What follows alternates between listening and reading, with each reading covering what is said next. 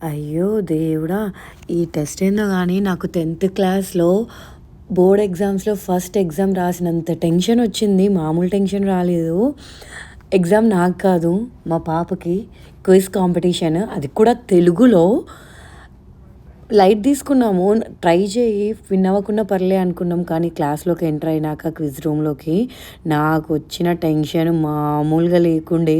పిల్లలకి అంత టెన్షన్ ఉందో లేదో గానీ, నాకు మాత్రము యమ్మా అసలు మామూలుగా లేకుండే టెన్షను. కాసేపు ఉన్నాను. తర్వాత నేను బయటికెళ్ళిపోయి మా హస్బెండ్‌ని లోపలికి పంపించేసాను. చాలా కష్టం అనిపించింది. నాకేందో మస్తు టెన్షన్ ఉంది.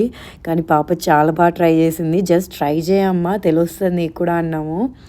అంత ఎక్కువ టైం లేకుండే ప్రాక్టీస్ చేపియడానికి. కానీ నేర్చుకున్నంతలో బాగా ట్రై చేసింది.